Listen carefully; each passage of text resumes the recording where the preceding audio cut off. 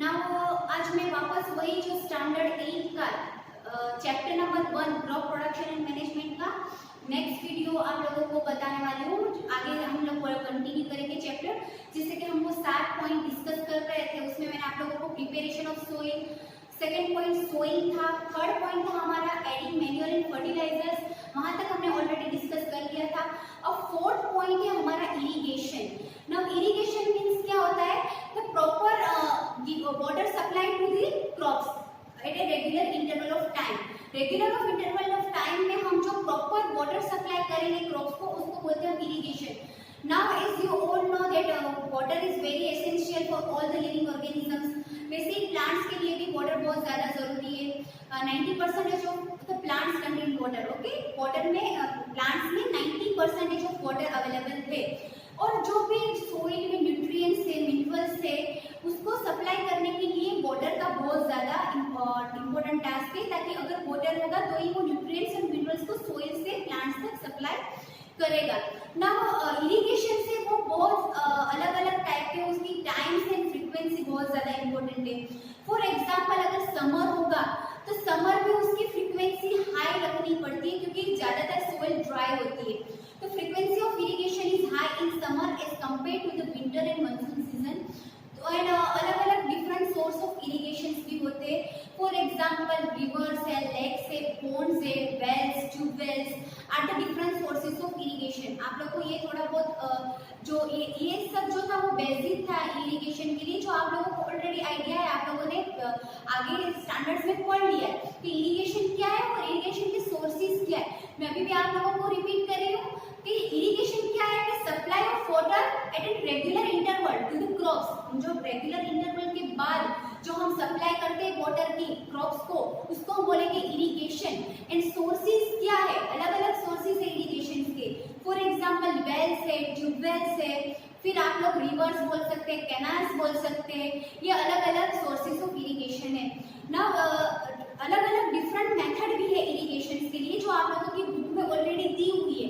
First is traditional method of irrigation and second is modern method of irrigation. Okay, तो traditional method of irrigation है मतलब क्या, जो पुराने जमाने में जो इरिगेशन के लिए जो मेथड यूज होती थी उसको हम ट्रेडिशनल मेथड बोलेंगे।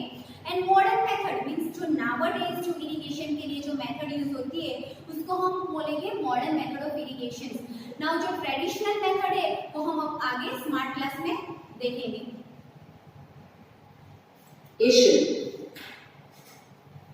The traditional methods of irrigation, like the canal irrigation, water wheel, the swing basket, the pulley system, the chain pump, dekli, and the lever system or the rahab, have been used for centuries in India to lift water from water reservoirs and supply it to the fields. Now जैसे कि मैंने आप लोगों को बताया था traditional method of irrigation. Traditional method में अलग अलग डिफरेंट मेथड्स आती है, जैसे कैनाल इरिगेशन है, वाटर व्हील इरिगेशन है, स्विंग बास्केट यूज होता है, इसमें पुली सिस्टम यूज होती है, चेन पंप यूज होता है, डेंकली and lever system. Lever system को हम राहत सिस्टम भी बोलते हैं। ये सारी जो भी सिस्टम है वो पुराने ज़माने में इंडिया में यूज होती थी इरिगेशन के लिए। तो ये आगे हम लोग देखेंगे, एक एक सिस्टम को अलग अलग डिटेल में हम देखते जाएंगे। These methods, although cheaper, are not very efficient.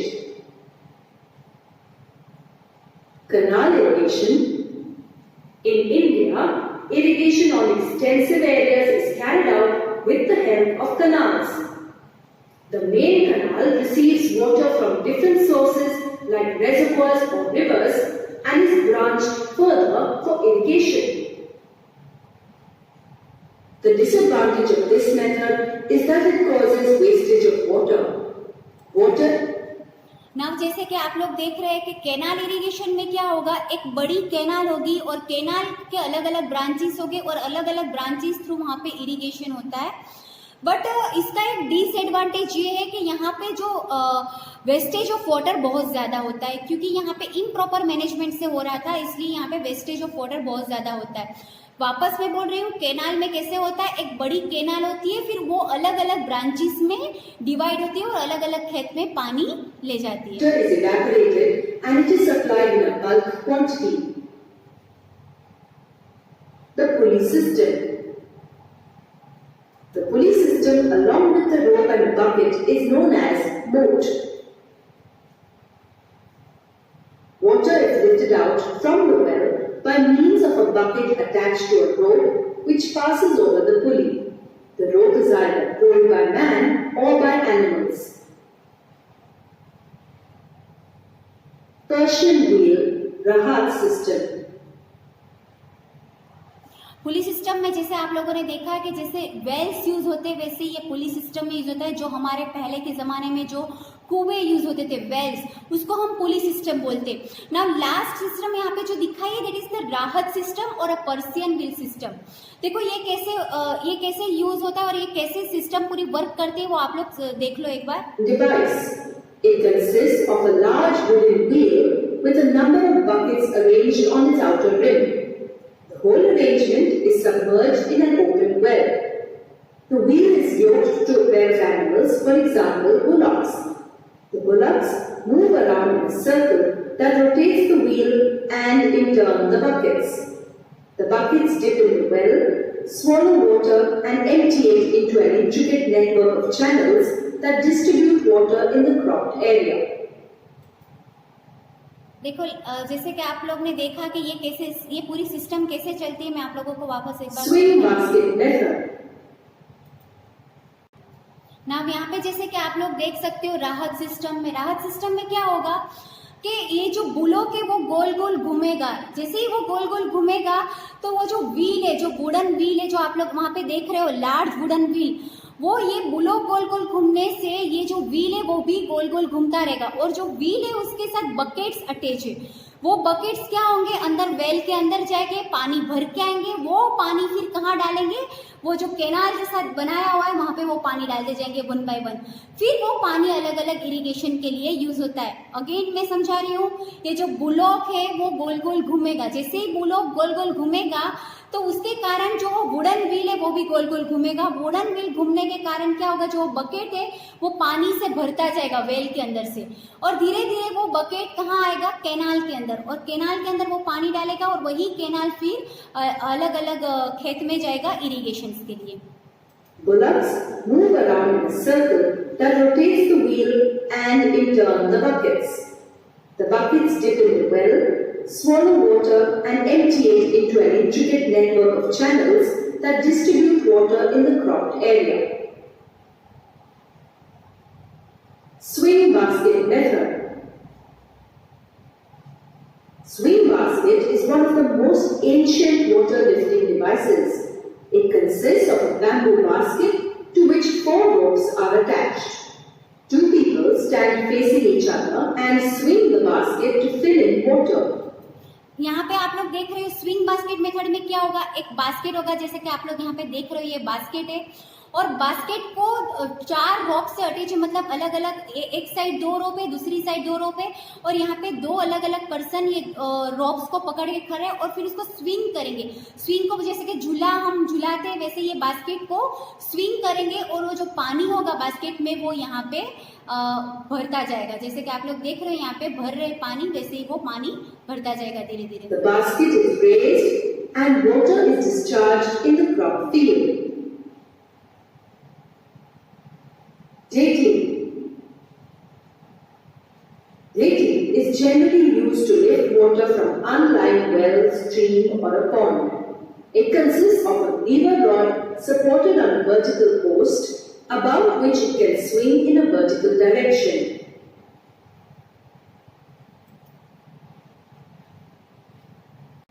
Now ढेकली is generally used to lift water from unlined well, stream or a pond.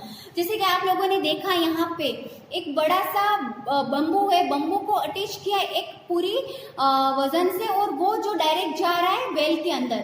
तो यहाँ पे क्या होगा, ये अंदर जाएगा। ये जैसे कि हम वजन को कम करेंगे ये पानी लेके अंदर जाएगा और फिर यहाँ पे हम वजन को ज़्यादा बढ़ाएंगे तो ये पानी लेके ऊपर चलाएगा। तो ये मेथड को हम बोलेंगे ढेंकली method. So from unlined well, stream or a pond. It consists of a lever rod supported on a vertical post above which it can swing in a vertical direction. Chain pump. The chain pump is used to lift water from a shallow well. It is useful to lift water from a depth of about 6 meters. Chain pump क्या होता है? Chain pump is use to lift water from a shallow well. Shallow well मतलब क्या होता है? जो ज़्यादा गहरा वेल नहीं होता, जो ज़्यादा डीप नहीं होगा, ऐसे वेल को हम बोलेंगे शैलो वेल, जिसकी डेप्थ 6 मीटर जितनी होगी. ऐसे वेल्स में से अगर पानी को लेना है तो हम चेन पंप यूज़ करेंगे. और ये ज़्यादातर क्या करेगा? व्हील रोटेट करेगा, अंदर से पानी लेगा और वो पानी फिर कहाँ डालेंगे हम? एक कैनाल में. Modern methods of irrigation. Now हम लोग ने अभी तक जो जितने भी मेथड्स देखे वो सारे ट्रेडिशनल मेथड ऑफ इरिगेशन थे. अब हम आगे जो देखेंगे that is the modern method of irrigation. ये सारे मेथड्स आप लोगों की बुक में दिए हुए, इसलिए आप लोगों को पढ़ना बहुत ज़्यादा ज़रूरी है. However, in modern days, sprinkler method and the drip irrigation methods are used. These are more efficient in the use of water resource. ज़्यादातर मॉडर्न मेथड ऑफ इरिगेशन में ज़्यादातर कौन से मेथड यूज़ होते हैं? स्प्रिंकलर मेथड यूज़ होता है and drip irrigation method use होते हैं. ये आप 1 बाय 1 देखते जाना कि कैसे वर्क करते हैं sprinkler method and drip irrigation method. Sprinkler method. In this system, fountains are placed in the farm and water is sprayed through them like a rainfall. आप लोग ने देखा स्प्रिंकलर मेथड में, ये ज़्यादातर आप लोग वीडियो में देखेंगे, ज़्यादातर आप लोगों ने देखा होगा, ये बहुत ज़्यादा हम लोग ने फार्म्स में देखे हुए कि वो फाउंटेन्स, जैसे फाउंटेन्स चलता है वैसे वो चलते और वो अच्छे से पानी को हर जगह स्प्रिंकल करता है. तो इसको बोलते हैं हम sprinkler method. Water from a higher tank is pressed through pipelines. Smaller pipes and fountains or sprinklers are attached to them. यहाँ पे देखो एक पूरी टैंक है जो पानी से भरी हुई है. वो टैंक से फिर पाइपलाइन थ्रू पानी जाएगा. वही पाइपलाइन के ऊपर फाउंटेन्स लगे हुए और वही फाउंटेन्स फिर स्प्रिंकल करेंगे पूरे फार्म में पानी को. इससे क्या होगा? ज़्यादातर जो एडवांटेज इसका ये है कि वो ये वाटर को सेव करता है एंड वेस्ट नहीं करता. ज़्यादातर वाटर को वेस्ट नहीं करेगा, इसलिए ज़्यादा ये मॉडर्न मेथड में ये यूज़ होता है sprinkler method. Sprinklers may be kept movable as per requirements. Nutrients and insecticides can also be mixed in this water and sprayed. देखो इसकी और एक एडवांटेज ये है कि ये जो पानी हम लोग भेज रहे हैं इरिगेशन के लिए, उसके अंदर हम nutrients and insecticide, what is nutrients, जो भी हम सोइल को न्यूट्रिशन देना चाहते हैं वो न्यूट्रिएंट्स, या तो फिर हम इंसेक्टिसाइड क्या होता है? व्हाट इज इंसेक्ट मतलब जो जीव जंतु होते हैं वो, और साइड मीन्स किलिंग. तो killing of insect it is called the insecticides. तो वो इंसेक्टिसाइड एंड न्यूट्रिएंट्स को भी हम पानी के अंदर मिक्स करके फिर वो इरिगेशन में यूज कर सकते हैं ताकि वो 2-3 काम एक साथ कर सके. तो इसका ये और एक एडवांटेज भी है स्प्रिंकलर मेथड का. Drip method. In this method, water is provided to plants drop by drop. Water from a higher tank is brought to the farm through a pipe. Secondary pipes are joined inside furrow-wise. The pipes are with holes at a suitable distance. ये drip method, second method जो हम यहाँ पे discuss करेंगे वो है drip method. Drip method में क्या होगा? जैसे स्प्रिंकलर मेथड की तरह ही यहाँ पे भी एक टैंक अटैच है. वही टैंक पूरा पानी से भरा हुआ है, वो अलग अलग पाइपलाइन से अटैच है. वो पाइप वहाँ पे जैसे फाउंटेन अटैच थे, उसकी जगह पे यहाँ पे छोटे छोटे होल्स है और ये होल्स से ड्रॉप बाय ड्रॉप पानी वो नीचे गिरेगा ताकि प्लांट्स को इजीली मिल सके. इसकी भी एक एडवांटेज ये है कि यहाँ पे वेस्टेज ऑफ वाटर नहीं होगा. Through the holes, the water is supplied drop by drop. This is a very good method for watering vegetable and fruit grow. देखो यहाँ पे दिया है कि ये ज़्यादातर एडवांटेजेस इसलिए ताकि ये गुड मेथड फॉर वाटरिंग कौन से प्लांट्स को, वेजिटेबल्स एंड फ्रूट्स के जो भी क्रॉप्स होंगे उसको वाटरिंग करने के लिए बहुत ज़्यादा एडवांटेजियस है. In this method, The wastage of water is minimum. Erosion of soil is avoided and manures and insecticides are efficiently utilized. तो स्टूडेंट्स, जैसे कि स्मार्ट क्लास में आप लोगों ने इरिगेशन मेथड देखा, अलग अलग मेथड्स हम देखते आ रहे हैं। प्रिपरेशन ऑफ सोइल देखा पहले, फिर उसके बाद हमने सोइंग देखा, फिर उसके बाद हमने थर्ड पॉइंट देखा adding manures and fertilisers. Fourth point जो मैंने आप लोगों को इम्पोर्टेंट था सब सिस्टम देखना, इसलिए मैंने स्मार्ट क्लास में दिखाया, that is the irrigation method. Now हम लोग उसके बाद की जो पॉइंट है, fifth point, that is the protection from weeds. हम क्रॉप्स को वीड्स से कैसे प्रोटेक्ट करेंगे वो हम लोगों को आगे देखना है। Now what is weeds? Weeds क्या है? In a field many other undesirable plants may grow naturally along with the crops. These undesirable plants are called weeds. ये डेफिनेशन है वीड्स की, आप लोगों की बुक में ऑलरेडी दी हुई है। अगर मैं अभी भी वापस रिपीट कर रही हूँ, अगर आप लोगों ने बुक परचेज नहीं की और आप लोगों के पास बुक नहीं है तो ये डेफिनेशन आप लोगों को अपने बुक में लिखनी है और लर्न करनी है, क्योंकि ये इंपॉर्टेंट है। नाउ वीड्स क्या है? वीड्स क्या है कि जो अनडिजायरेबल प्लांट्स, जो हम लोग जब क्रॉप्स उगाते हैं तो क्रॉप्स के साथ साथ अनवांटेड प्लांट्स भी उग जाते हैं, जो हमको यूजलेस होते, कोई काम के नहीं होते, तो वो प्लांट्स को हम बोलेंगे weeds. Okay, now weeds unwanted क्यों है? क्योंकि वो प्लांट्स के साथ उगेंगे तो जो हमारे जो मेन क्रॉप है उसको जो न्यूट्रिशन चाहिए तो वो उसके साथ कम्पीट करेगा। मतलब कि क्या करेगा? वो जो मेन क्रॉप का न्यूट्रिशन खुद दे देगा, फिर जो सनलाइट चाहिए वो उसके साथ भी कम्पीट करेगा। वो सनलाइट सफिशिएंट जो हमारे मेन क्रॉप को पहुंचने नहीं देगा। उसके साथ साथ वाटर में भी प्रॉब्लम होगी, स्पेस प्रॉब्लम होगी, क्योंकि वहाँ पे प्रॉपर स्पेस नहीं मिलेगी। हमारे जो मेन क्रॉप है उसको उगने के लिए प्रॉपर स्पेस नहीं मिलेगी, इसलिए वीड्स जो है वो अनवांटेड प्लांट्स हम बोलते हैं। तो ये वीड्स को रिमूव करना बहुत ज्यादा जरूरी है। ओके, तो डिफरेंट मेथड यूज होती है वीड्स को रिमूव करने के लिए। ज्यादातर वीड्स को हम कब रिमूव करते हैं? बिफोर फ्लावरिंग, जब प्लांट्स में फ्लावर्स आते उसके पहले ही वीड्स को रिमूव करना बहुत ज्यादा जरूरी है, क्योंकि जब वो अगर हमने उस टाइम उसको रिमूव नहीं किया तो क्या होगा कि हार्वेस्टिंग के टाइम पे वो अंदर इंटरफियर करेगा। मतलब अगर वो हमारे क्रॉप्स के साथ आएगा तो हमारी बॉडी के लिए बहुत हार्मफुल है। अगर हमारे क्रॉप्स में वो वीड्स आ गए और हमने वो इनटेक कर लिया, हम वो खा लेते तो हमारे बॉडी के लिए और दूसरे एनिमल्स के लिए भी बहुत हार्मफुल है। इसलिए वीड्स को बिफोर फ्लावरिंग रिमूव करना बहुत ज्यादा जरूरी है। तो वीड्स को किस किस चीज से हम रिमूव करते हैं ना, वही मेथड है। तो removal of weeds is called weeding. जो वीड्स को हम रिमूव करते हैं वो मेथड को हम बोलेंगे वीडिंग। नाउ वीडिंग कौन से मेथड से होते हैं? फर्स्ट इज खुरपी। खुरपी आप लोगों को पहले मैंने समझा दिया था, चैप्टर जब स्टार्ट किया था तभी मैंने आप लोगों को अलग अलग टूल्स समझाए थे। तो खुरपी से भी हम डायरेक्टली मैन्युअली रिमूव कर सकते हैं वीड्स को। Second is seed drill. Seed drill मैंने सोइंग पॉइंट में डिस्कस किया था कि सीड ड्रिल जो है वो एक मेथड है जो सोइंग करने में भी काम आता है और साथ साथ में वीड्स को रिमूव करने में भी काम आता है। And the third point is weedicide. Weedicide आप लोगों को मैं पहले भी प्रीवियस क्लास में भी समझा चुकी हूँ कि what is the meaning of side. Side means killing and weeds means unwanted plants. Then killing of the chemicals which are used for killing the unwanted plants are called weedicides. Okay, sides मतलब क्या होगा? killing. तो killing और weeds के लिए हम कौन सा केमिकल यूज करते हैं? weedicides.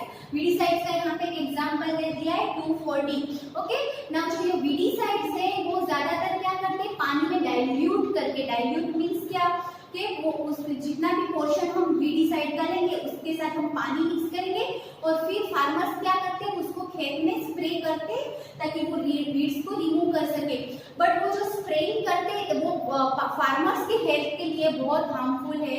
इसके लिए फार्मर्स को यहाँ पे मुंह पे मास्क लगाना बहुत जरूरी है बिफोर स्प्रेइंग। ओके, तो इसलिए फार्मर्स को यहाँ पे मास्क पहनना बहुत ज्यादा जरूरी है, क्योंकि वो फार्मर की हेल्थ के लिए हार्मफुल होता है। आई होप कि आप ये दोनों पॉइंट्स समझ गए होंगे और ये दोनों पॉइंट्स आप लोगों को अपनी बुक में लिखना है और लर्न भी करना है और इसका एग्जाम्पल भी आप लोगों की बुक में ऑलरेडी दिया हुआ है। ओके, जैसे कि हमने आगे पढ़ा उसके बाद हमारा जो नेक्स्ट पॉइंट है वो है हार्वेस्टिंग। तो हार्वेस्टिंग में हम what is the meaning of harvesting मैंने आप लोगों को पहले ही समझाया था कि जब भी हमारे क्रॉप्स उग जाते हैं, प्रॉपर्ली मैच्योर हो जाते हैं, उसके बाद हम कटिंग करते हैं क्रॉप्स की, उसको हम बोलेंगे हार्वेस्टिंग। यहाँ पे मैंने ऑलरेडी डेफिनेशन लिखी है। The cutting of crop after it is mature. Once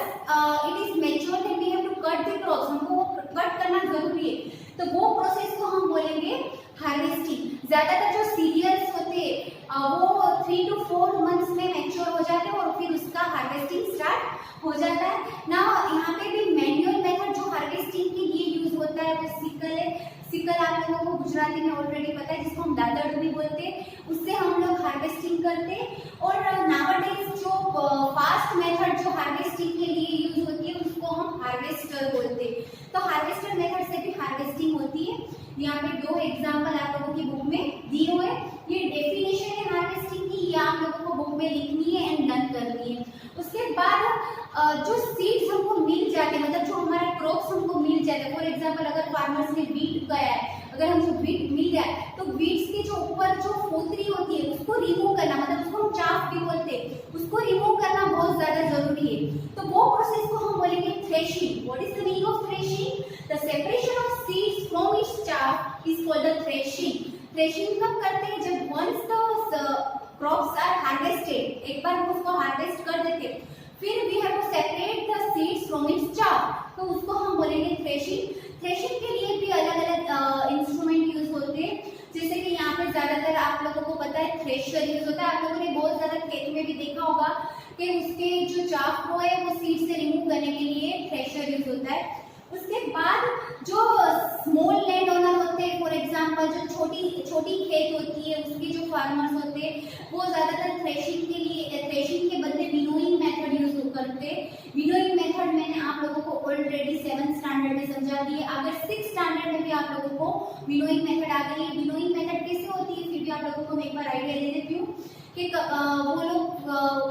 वो जो सीड्स होती है, जो हमारे क्रॉप्स होते हैं, उसको लेके एकदम खड़े रह जाते फार्मर्स पूरी अपर हाइट में, और ताकि वो विंड से जो विंड आएगी उसके साथ जो चाफ है वो उड़ के चला जाएगा और नीचे जो है वो हमको जो ओरिजिनल क्रॉप है वो मिल जाएंगे, तो उसको बोलते हैं विनोइंग मेथड। तो ये हमारा था हार्वेस्टिंग मेथड, ये 6 पॉइंट था। इसके बाद हम जो नेक्स्ट पॉइंट है वो डिस्कस करेंगे, that is the 7th point, वो स्टोरेज है, वो भी बहुत ज्यादा इंपॉर्टेंट है ना। हार्वेस्टिंग के बाद आप लोगों को स्टोरेज करना बहुत ज़्यादा इम्पोर्टेंट है। एक बार जब क्रॉप प्रॉपर्ली मैच्योर हो जाता है, हार्वेस्ट कर देते, फिर हमारा जो प्रोडक्शन हमको जो मिलता है उसको स्टोर करना वो बहुत ज़्यादा इम्पोर्टेंट टास्क है।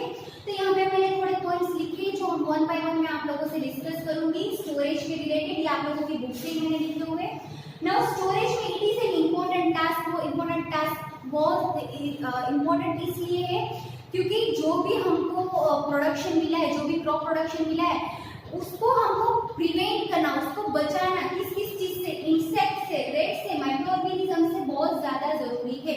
क्योंकि हम जो भी स्टोर करेंगे उसको हम लोग इंसेक्ट से और रेट से और माइक्रो ऑर्गेनिज्म से इसलिए बचाएंगे ताकि हमारा जो क्रॉप है वो डैमेज ना हो। ना जब हम फ्रेशली हार्वेस्टेड जो हमारे क्रॉप्स होते हैं उसमें मॉइस्चर होता है, तो ये मॉइस्चर होने के कारण भी वहाँ पे इंसेक्ट्स का आना, रेट्स का आना हो जाता है और साथ साथ में वहाँ पे फंगल अटैक भी होता है। तो before storing the crops must be dried under the sunlight. Sunlight के अंदर में हमको हमारे जो क्रॉप्स है उसको पहले ड्राई करना है। ड्राई करने के बाद ही उसको हम स्टोर करेंगे, उसके पहले हम उसको स्टोर नहीं करेंगे क्योंकि मॉइस्चर रहेगा, तो मॉइस्चर के कारण हमारे जो क्रॉप्स है वो डैमेज हो सकते। मेनली जो फार्मर्स है वो क्रॉप्स किस चीज में स्टोर करते हैं? तो जूट बैग्स में and metallic beans. Jute bags आप लोगों को पता है हमारे घर पे भी यूज होता है, एंड मेटालिक बीन्स भी जो हम लोग घर पे मोस्ट प्रोबेबली यूज करते हैं ग्रेन्स को स्टोर करने के लिए। एंड जो लार्ज स्केल क्रॉप्स प्रोडक्शन होता है, जो लार्ज स्केल में क्रॉप प्रोडक्शन होगा, जो फार्मर्स होते हैं वो कहाँ अपना क्रॉप्स को स्टोर करते हैं? Silos and granaries. ये सिलोज एंड ग्रेनरीज मतलब कि बड़े बड़े गोडाउन होते हैं जहाँ वो अपने क्रॉप्स को ज्यादातर स्टोर करते हैं। ना आप लोगों ने देखा होगा कि dry neem leaves and chemicals are also used for storing grains. Dry neem leaves मतलब कि जो नीम के पत्ते होते हैं वो ज्यादातर आप लोगों ने घर पे देखा होगा, आप लोगों की मम्मी जब वीट या ऐसा कुछ स्टोर करते हैं साथ में ड्राइड नीम लीव्स यूज करती है ताकि जो वीट है जो हम स्टोर कर रहे हैं वो डैमेज ना हो, तो हम उसको रेट से, इंसेक्ट से उससे प्रिवेंट कर सके, इसलिए ड्राइड नीम लीव्स यूज होते हैं। बट जो लार्ज स्केल में अगर हमको स्टोर करना है, फॉर एग्जांपल कोई लार्ज ग्रेनरीज में हमको स्टोर करना है, तो हम वहाँ पे केमिकल्स को यूज करते हैं। ओके, तो ये आप लोगों के चैप्टर का लास्ट पॉइंट था स्टोरेज।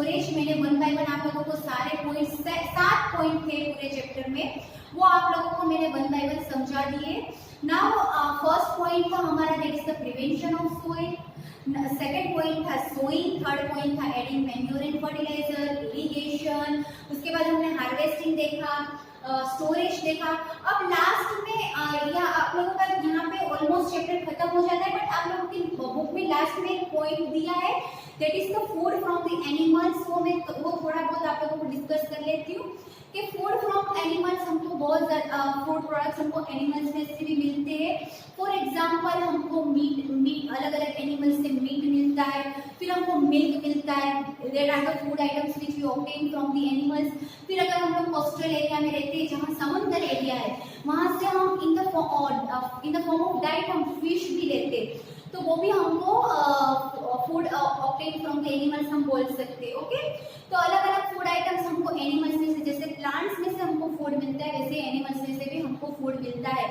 तो जो ये एनिमल्स को फार्मर्स जो संभाल के रखते, जिसको हम शेल्टर देते, खाना देते और शेल्टर देते, उसको हम बोलेंगे एनिमल हस्बेंड्री। ओके, तो ये यहाँ तक आप लोगों का चैप्टर खत्म हो गया है। आप आई होप कि आप लोगों को पूरा चैप्टर समझ में आ गया है। अगर आप लोगों को समझ में नहीं आया और कोई भी क्वेरी है तो आप लोग डायरेक्टली फोन करके भी पूछ सकते हो। Okay, thank you, have a nice day and do very good care of yourself.